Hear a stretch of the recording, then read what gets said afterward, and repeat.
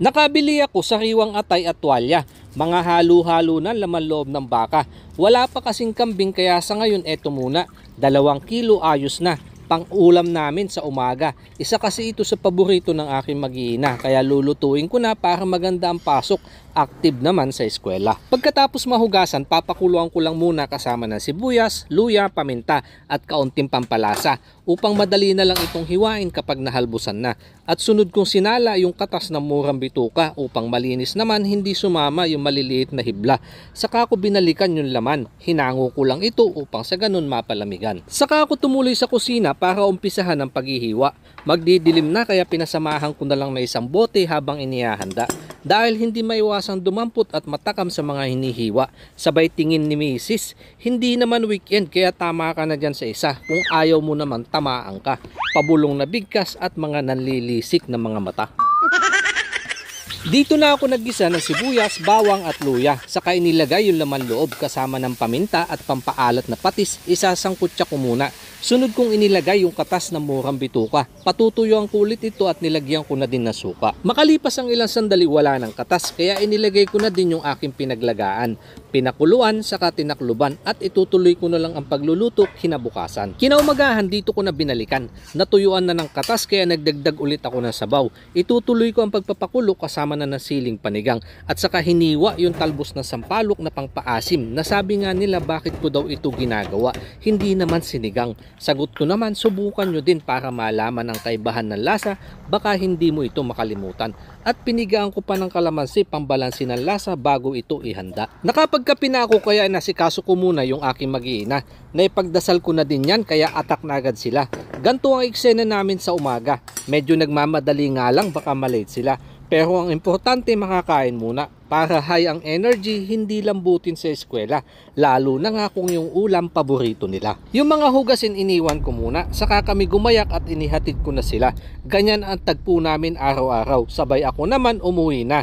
Binalikan ko lang yung aking mga hugasin at pinakain yung mga alaga. At dito ko naman lalamnan ang aking sigmura. Lord, maraming salamat po sa biyayang ito. Basbasan upang sa ganun magsilbi lakas sa pangatawan. Amen.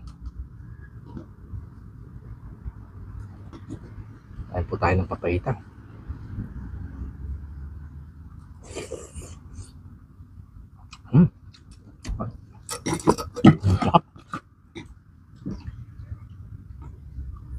Subukan nyo po yung mga hindi pa nakakatry yung mga kanay. Pag nagluto kayo ng papaitan, lagyan nyo din ng sampalok. At pag uulamin nyo na, pigaan nyo ho ng kalamansi.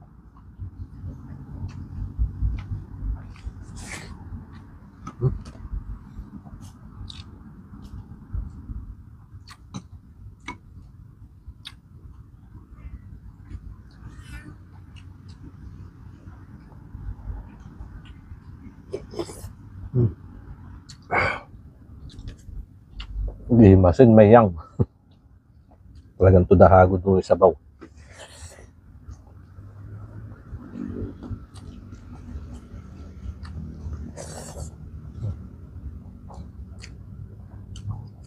Yan po yung authentic na kulay ng pinapaitan pag yung gamit ng pampait yung kanyang murang bituka.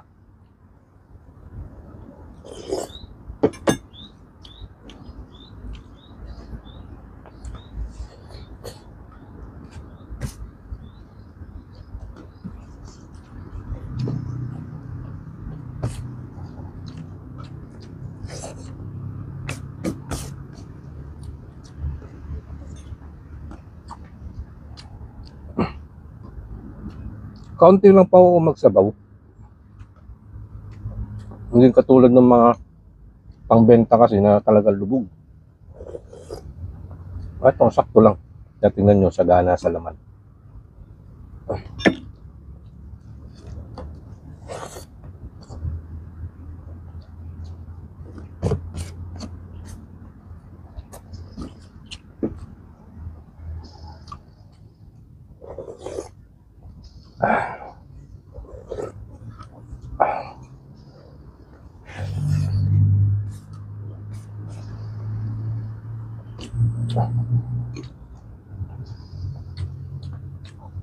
Baka sabihin po ng mga kanayan natin dyan, Rayuma is waving na naman.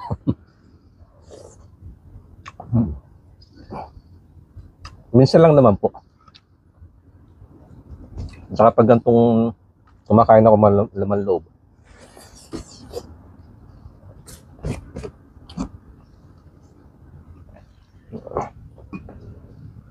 Inom ng madaming tubig.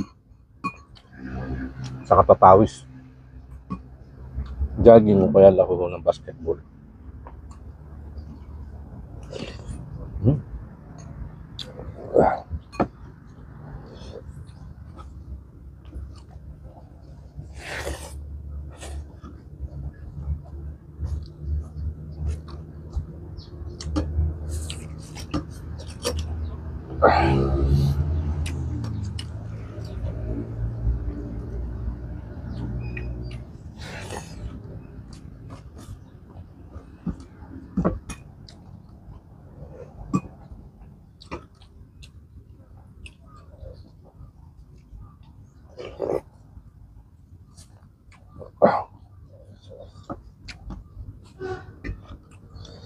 Labas ang pawis.